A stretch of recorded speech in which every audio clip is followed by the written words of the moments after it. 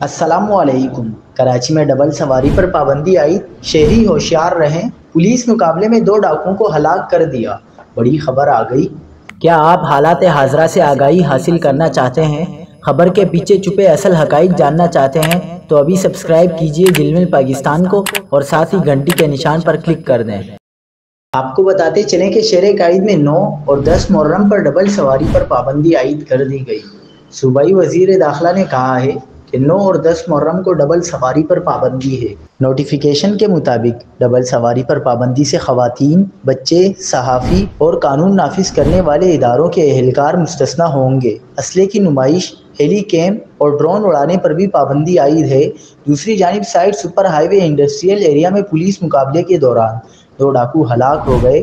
Police کے مطابق site super high وے industrial area میں 2 موٹر سائیکل سوار ڈاکو شہریوں سے لوٹ مار کر رہے تھے کہ گشت پر مامور پولیس اہلکار پہنچ گئے۔